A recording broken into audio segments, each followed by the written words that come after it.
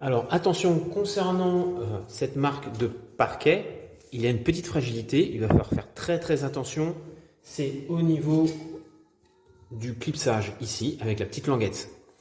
Alors tout simplement, on va voir ça. Et quand j'arrive ici, si je pousse trop fort de ce côté-là, et que j'appuie, et que à un moment donné je me dis, j'y vais, et ben, résultat, ça casse.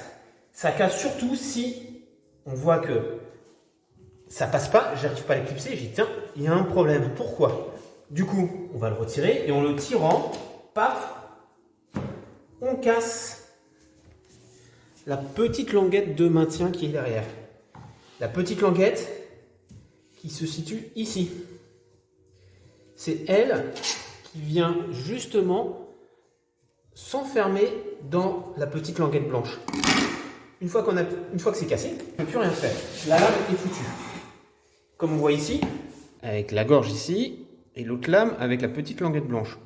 Donc, c'est-à-dire que quand on vient clipser, alors je ne vais pas le faire parce que j'ai pas envie de casser une nouvelle lame, mais on voit bien que la languette blanche vient se clipser dans la gorge ici.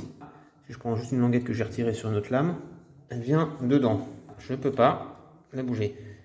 Sauf que dans ma lame cassée, où je n'ai plus la partie qui vient ici, qui fait la gorge, et ben je n'ai plus rien qui retient la languette.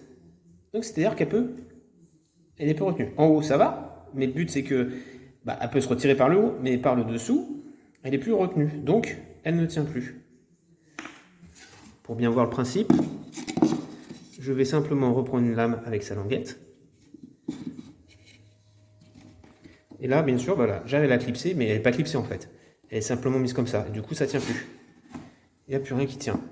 Donc, pour éviter ce genre de problème d'appuyer trop fort ou trop près de l'autre lame, où l'on peut casser justement cette partie de la lame qui ne permet plus le clipsage avec la languette blanche en plastique, je vais reprendre une nouvelle lame qui est entière.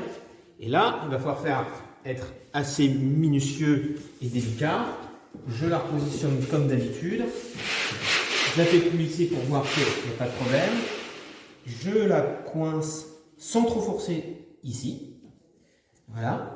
J'appuie un peu. Et là, voilà, j'entends le clips. Là, je suis bon. Elle est bien prise. Si je le soulève un peu, je ne vais pas trop forcer parce que j'ai pas envie de casser encore la languette derrière.